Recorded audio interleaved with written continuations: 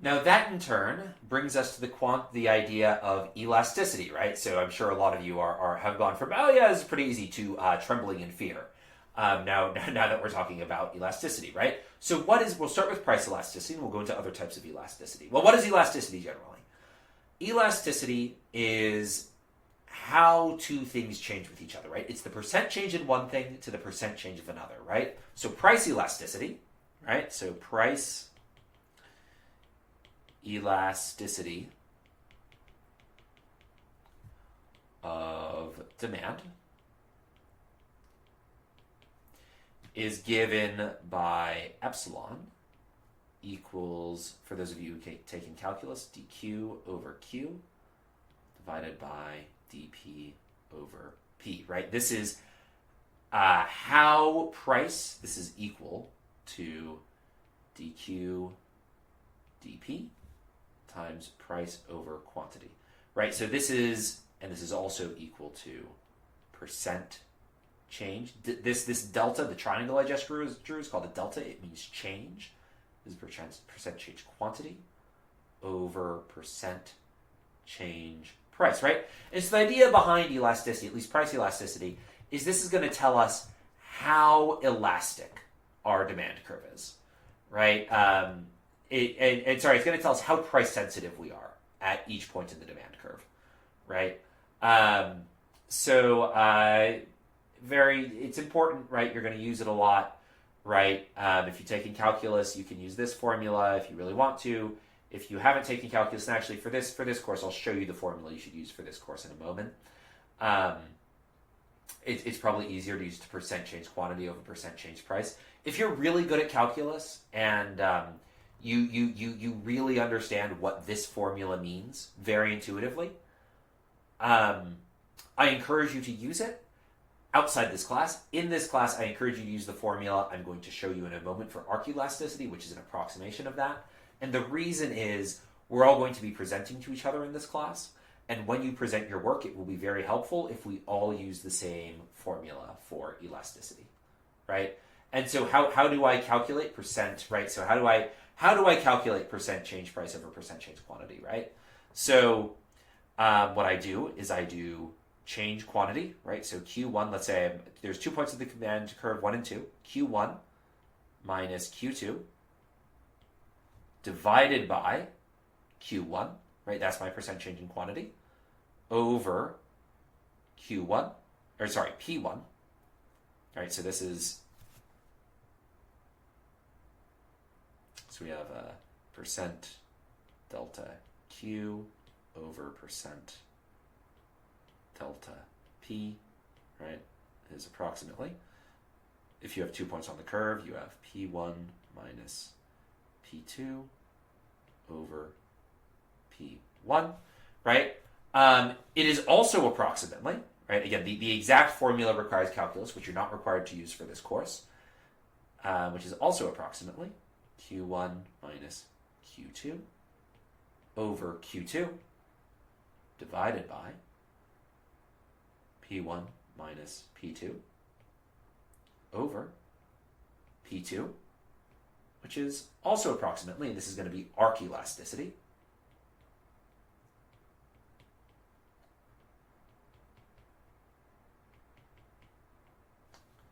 and arc elasticity is it's not approximately, it is an approximation, right? So arc elasticity is the average of the two other approximations of elasticity. It's the formula for elasticity I want you to use for this course, just so that we're all on the same page. And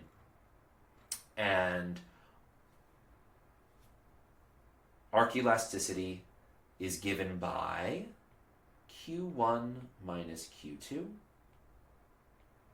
divided by Q1 plus Q2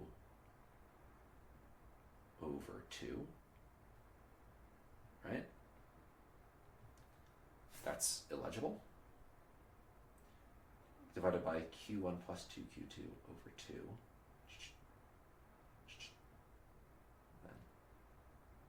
Right? Over P1 minus P2, right? That's the change in price divided by P1 plus P2 over 2, right? So it's the average of these first two approximations. So it's where are you calculating, right? Let's say your demand curve looks like this, and you want to calculate the price elasticity. Let's say your demand curve looks more like this, right? Say this is what your demand curve looks like. And you want to calculate the elasticity of demand for this curve. You might have 0.1 and 0.2, right? And you could do calculus and you could integrate along the curve and do all sorts of complicated things. We're not going to make you do that for this course. So you could approximate it in three ways that are sort of immediately intuitive. One is you could, the question is, what's the percent change, right? The change is easy. The change is just Q1 minus Q2 or P1 minus P2. But what's the percent change, right? One is to say, oh, well, it's the percent change from the starting point. The other is to say, no, it's the percent change from the finishing point, right? So this is starting point. This is from the finishing point. And then the arc elasticity, which is the definition we're going to use for this course, right? When you're doing problem sets, use the arc elasticity formula. Even if you find better, there are going to be problems I'm going to give you where there are better approximations available online. Even if you understand those approximations, which my guess is most of you won't, but even if you do understand those approximations and how to derive them, for this course, use arc elasticity so we all use the same definition, because you'll be presenting to each other and you'll need to answer questions about each other's presentations. So we all need to make sure we're calculating elasticity the same way, which means we're all going to use arc elasticity. I'll take points off if you present anything other than arc elasticity, even if your work is correct, because we all need to be using the same type of elasticity. All right?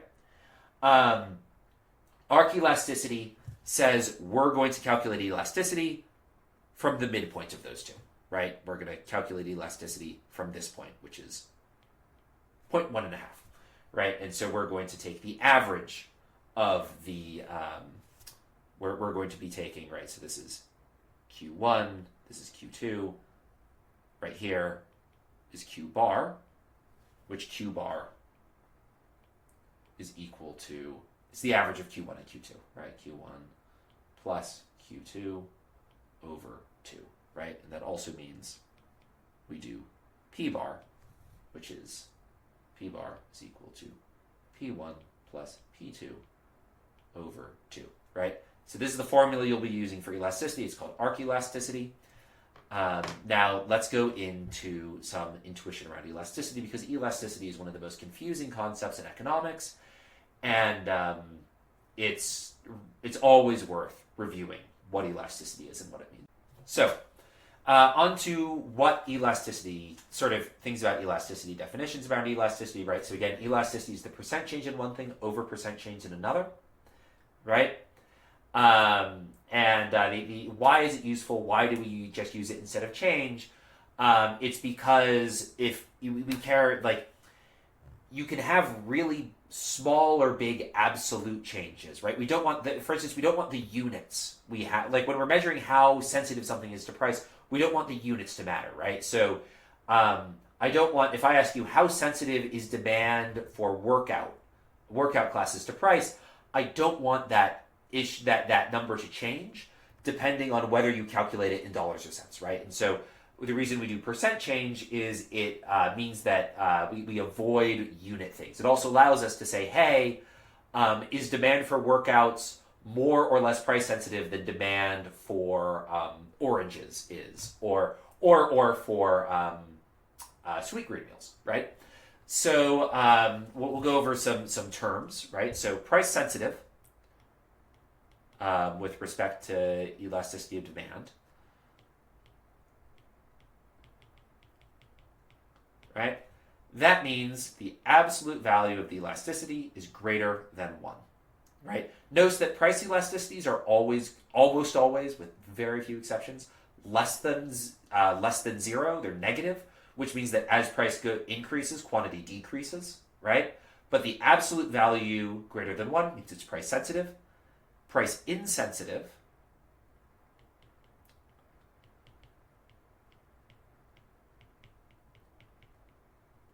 inelastic. Price sensitive can be thought of as elastic, as another word for price sensitive. That means 0 less the elasticity with respect to price, less than 1, right? Let me just switch this to this side here. Look on that side. And then we have perfectly inelastic, which is absolute value of epsilon is equal to 0. That's the same as epsilon being equal to 0. And then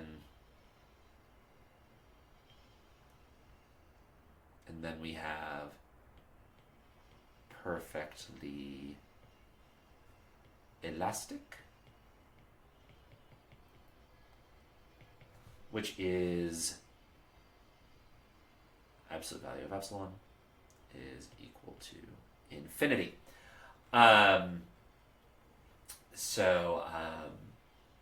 Those are our formulas. Now it's worth noting how do these look on a, right? So in some ways the standard supply demand graph we show you in Econ 200 is very nice. It's very clean. But one annoying property it has is that elasticity actually changes along the demand curve if the demand curve is straight, right? So around the middle, right, you'll have elasticity equal to 1, right? Let's say let's say this is a 45-degree line, right? At the center, right? This is a 45-degree line, right? The center elasticity is 1. Up here on this part of the demand curve, elasticity is actually greater than 1. Why is that, right? Because percent change in price, let's say we go from point 1 to point 2, right? Okay, price in the change in price and the change in quantity is the same at every point on this line, right? So the change in price and the change in quantity are the same, but the price is a lot higher and the quantity is a lot smaller. So the percent change in price is much larger than the percent. The percent change in quantity is much larger than the percent change in price, right? So even though, right, if we'll compare points 1 and 2 to 3 and 4. So even though P1 minus P2 is equal to P3 minus P4, and Q1 minus Q1 minus Q2 is equal to Q3 minus Q4. We also have that, and again, remember that Q1, 2 bar is going to be the average of Q1 and Q2. And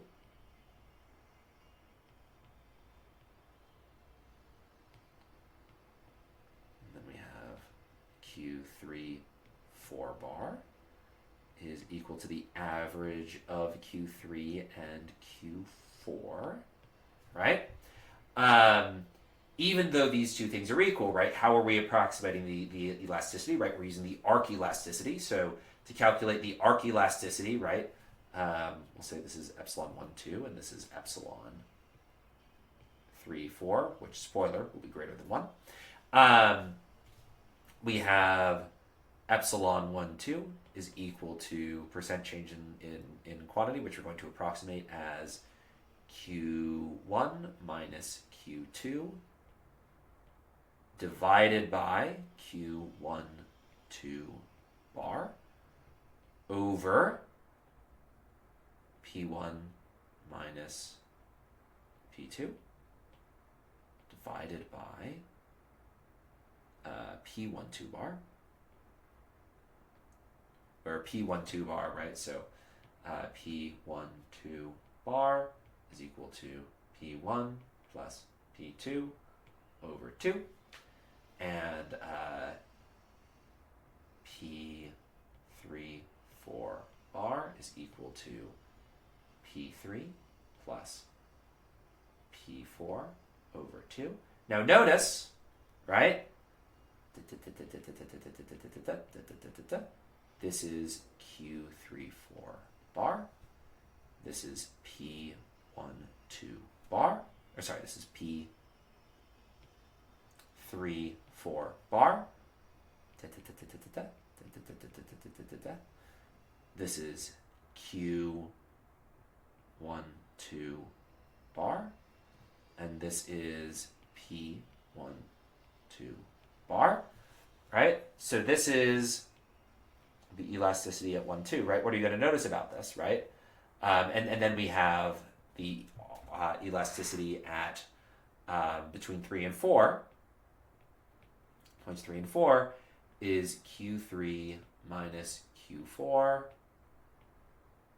divided by Q3, 4 bar, the average of Q3 and Q4, over P1 minus P2 divided by P3, 4 bar. And sorry, that should be P3 and P4, right? So we have, that's our formula for the elasticity between points 3 and point 4, right? And so remember that Q3 minus Q4 is equal to Q1 minus Q2, and P1 minus P2 is equal to P3 minus P4, right? So all that's changing is the actual, the price levels, not the difference between the prices, and the quantity amounts, not the difference between the quantity. But you'll notice that this epsilon 1, 2, it's going to have higher absolute value than epsilon 3, 4, because P1, 2 is greater than P3, 4 is, right? Meaning that, let me change, hold on, we'll do dashed.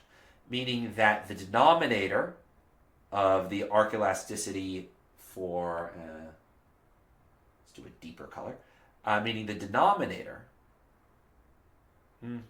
maybe a thicker line, meaning that the, much better, meaning that the denominator of the arc elasticity for between points 1 and 2 is much greater than the denominator of the arc elasticity between points 3 and 4, right? Because the P3 minus P4 and P1 minus P2 are the same, right? But P1, 2 is greater than P3, 4, meaning that this denominator, the denominator for epsilon 1, 2 is less than the denominator for epsilon 3, 4. And at the same time, the numerator for epsilon 1, 2 is greater because the numerator for epsilon 1, 2, and let me use a different color for the numerator. The numerator for epsilon 1, 2 is greater than the numerator for epsilon 3, 4, right? So, and that's because the quantity, again, Q1 minus Q2 is equal to Q3 minus 3, 4, but the the quantity at 1, 2 is much smaller, right? So we have a smaller number up top being divided by, we have a smaller number up top, right? Being divided by a bigger number down on the bottom, right? And over here we have a bigger number up top, or sorry, we have a bigger number up top. Let me try that again. We have a bigger number up top being divided by a smaller number on the bottom versus a smaller number up top divided by a bigger number at the bottom. That means that epsilon 1, 2 is going to be greater than epsilon 3, 4, right? And so that's a weird thing. And one of the reasons elasticity gets so confusing is on a straight line along the demand curve, the elasticity actually changes. And actually right at this point, right, when you're having zero quantity, right, the numerator for the arc elasticity becomes infinite, right? So this actually has here, epsilon is infinity. And here, because the price is 0, right, that means the denominator is huge. And so epsilon is actually 0, right? So if your demand curve is linear, you actually, at different points of the demand curve, you have different elasticity, and you go from infinite elasticity at the top of the curve. Let me do dash line here. You go from infinite elasticity at the top of the curve all the way down to zero elasticity at the bottom of the curve. Now, it's worth noting, so let me do a new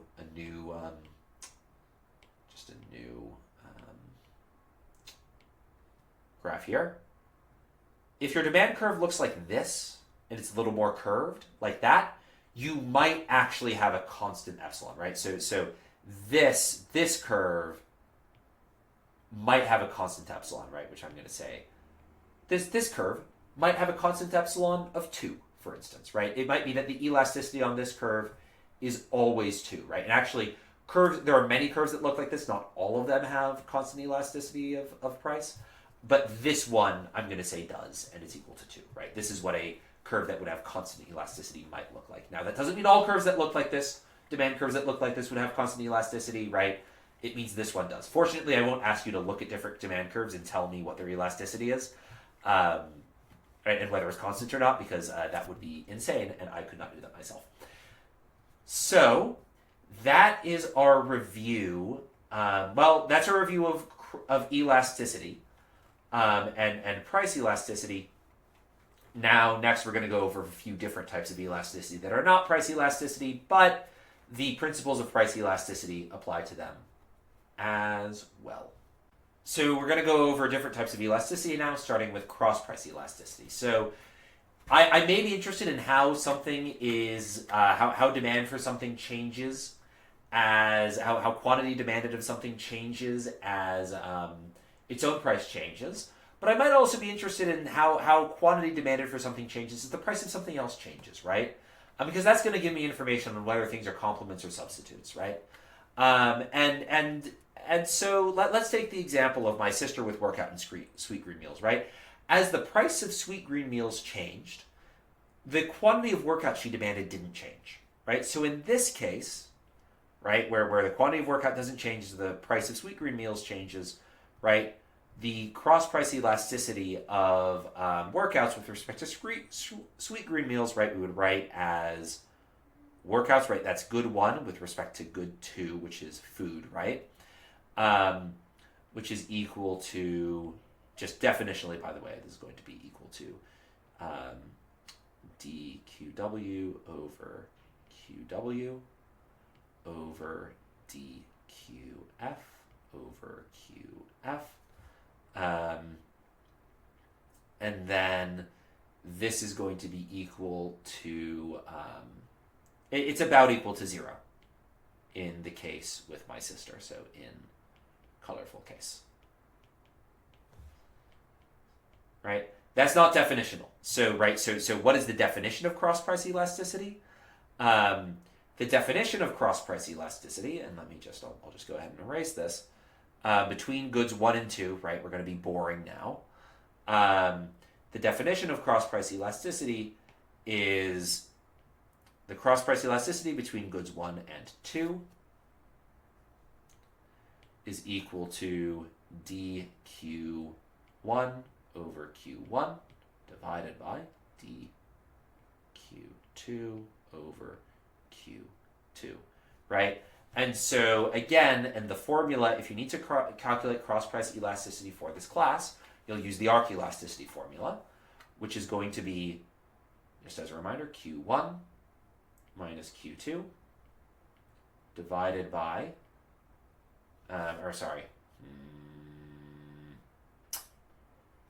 so we'll do Q1 prime minus Q1 double prime divided by Q1 bar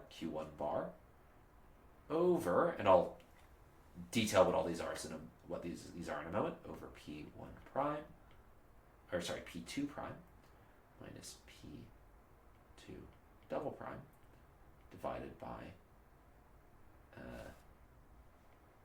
P2 bar, right? So this is Q1 prime, right? That this is in the initial state, right? This is what I bought before the price change. P1, P2 prime means before price change. Double prime means after price change. And then we have, again, Q1 bar is equal. By the way, this is pretty standard notation for an average. Is Q1 prime plus Q1 double prime over 2. P2 bar is equal to P1 prime plus P2 prime plus P2 double prime over 2, right? And so that's the definition of cross price elasticity, right? So this is going to give us some definitions, right? So when are two goods substitutes? So goods 1 and 2 are substitutes.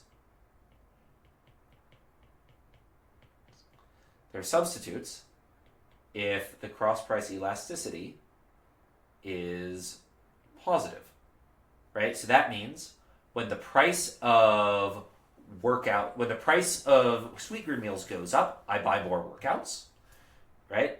And two goods are complements.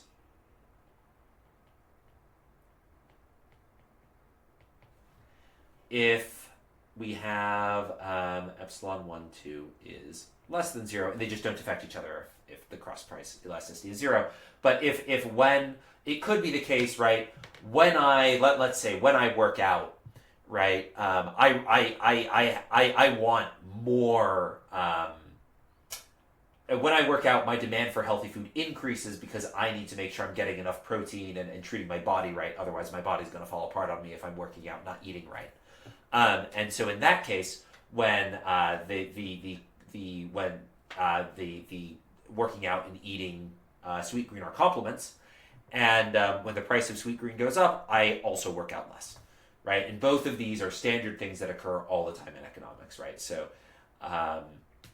if you want a mathematical definition of complements or substitutes, it's complements are the cross price elasticity is negative, and substitutes are the cross price elasticity is positive, which that means when the price of one thing goes up, I buy less of the other thing if they're complements, and if they're substitutes, I buy more, right? So the next type of elasticity I want to go over is income elasticity.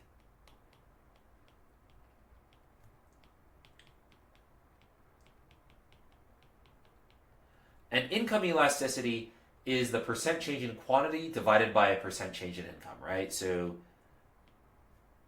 income elasticity is equal dq over q over dy over y, right?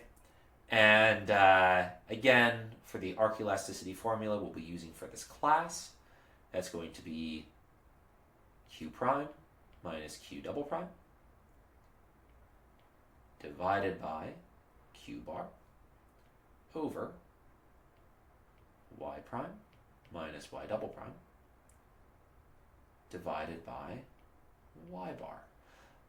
Right, where again, I've already defined q prime on the previous page, but we have y bar is equal to y prime plus y double prime over 2, right?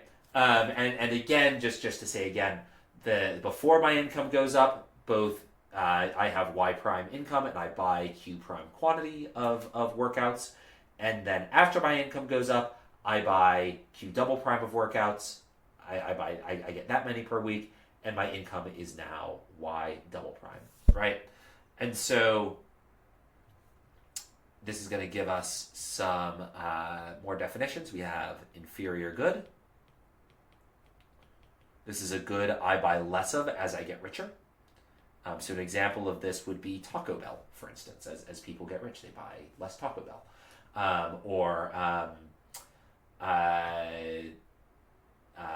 Let's say bus rides. As people get richer, they order more Ubers, right? And they order fewer bus rides, right? So inferior good is, that's a terrible epsilon, even by the standards of my epsilon. Epsilon y is negative. It's a terrible negative sign, less than sign too. Then we have a normal good. Normal goods are goods that you buy more of as you get richer, right? So Uber rides, with the exception of like maybe you're rich enough to buy a car, but for most people, Uber rides are a normal good, right? When I get more money, I order more Uber rides, right? Epsilon y is greater than 0. And then those are the two important definitions. And we also have the less important definitions of necessities goods. That's not used well. Necessities goods, which is what you may suspect healthcare is. And I'm going to show you, actually, yes, there are many forms of healthcare that are necessities goods. These are things with income elasticity between 0 and 1, right? So when I respond, when my income increases, right? Or when my income drops, the amount I spend on healthcare probably drops less than my income dropped, right? Because I still need to pay for basic care, right? If I have a catastrophic emergency, I still need to pay for it, right? So we'd probably think of healthcare as probably a necessity good. And then superior goods.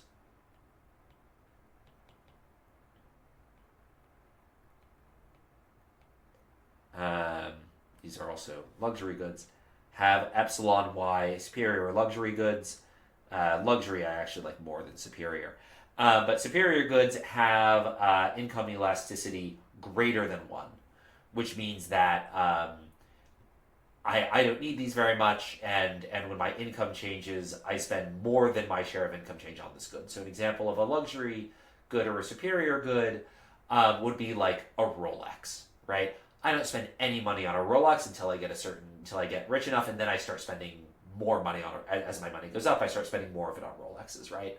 Another example, right? So luxury goods, right? They're things you buy, right? They're things that as your income increases, you buy. It's not just that you buy more; it's that you buy more than your income increased by, in percentage terms. So. Necessity and luxury goods, right? This is important because, and I'm going to show that most healthcare goods are necessities, right? Where they, well, actually, no, I won't quite show that, but it's reasonable to think of healthcare as a necessity, there may be certain treatments that are luxury treatments, for instance, but in general, healthcare is going to be a necessity. But is still going to have a downward sloping demand curve, right? Okay, so that's everything on elasticity. You can all rest easy now, take deep breaths. The long night is over. We're going to go back to fun things. You no longer need to read my handwriting for the rest of this lecture. Be warned, though, next lecture is all my handwriting, so tremble in fear. And we're going to get back to having fun after this.